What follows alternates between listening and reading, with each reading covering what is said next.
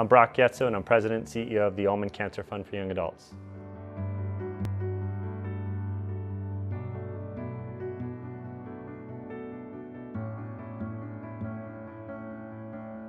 We're a nonprofit organization based here in Baltimore, Maryland.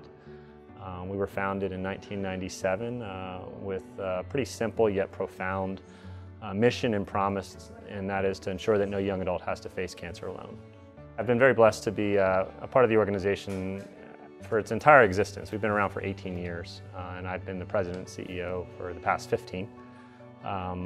Similar to, I think, a lot of people that get involved in this organization, I started as a volunteer, and even before that, I started as a client.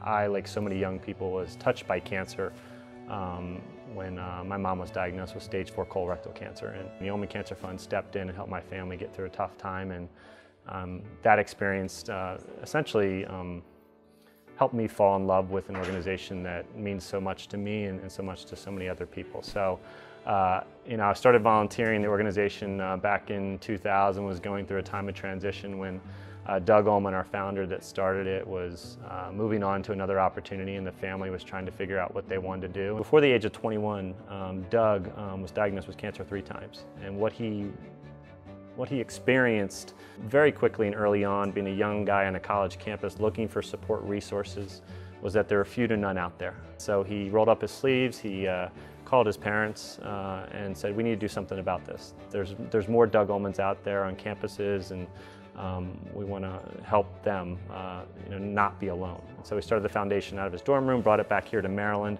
around the dining room table of the Ulman family in Ellicott City, Maryland, and they've been working hard ever since. There was this void. Cancer patients and families were being diagnosed in cancer centers, and then were being forced to search the internet, get on the phone, and basically go find advocacy groups that could help them with their challenges and their problems. And so we made a strategic shift in the way that we deliver our work, and we started partnering with some of the top cancer centers in the country that are based here in Baltimore. And we launched our first young adult navigation program at University of Maryland, Greenebaum Cancer Center, where we embedded a full-time trained young adult patient navigator. And they spend every single day focusing on serving the needs of their young cancer patients and helping them find resources both in the hospital, in the community, resources that are available through our network and through our organization to make sense of their cancer treatment, and then when they leave the cancer, be a part of a larger community where they can live life without cancer. Our organization was founded in Howard County. We still have office space there, but we knew we needed to be where young people live, work, play, and unfortunately get treated for cancer, and that's here in Baltimore and in the city. And so we started looking for space everywhere under the sun, and I don't want to say we stumbled across this space. It was meant to be, and we were brought here, and it's a beautiful space. And we work with a variety of some of our supporters and our partners and our landlord Merritt to build it out in a way that we think is conducive and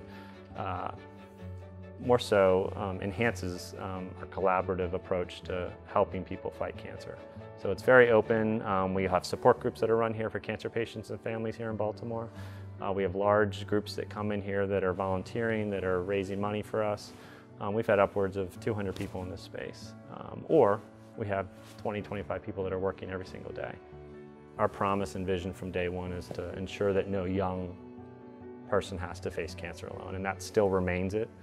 But the plan is to ensure that everyone in this country that is between the ages of 15 and 39 has access to the resources at a cancer diagnosis and when they leave a cancer center. And so we're leveraging and scaling and modeling the programs that we've built here in our community in Baltimore and in the DC region that work, and we know they work at some of the top cancer centers in the country and in some of the most diverse and robust communities in our country, and taking them to more places. There's a lot of people out there that have it a lot worse than we do in that moment, and we see that every single day here in our work. Young people and families in our cancer centers that are dealing with unimaginable odds and consequences and challenges. And we're here to help them. And so we need to keep it in perspective that there's a lot we can do, and sometimes a little can make a huge difference.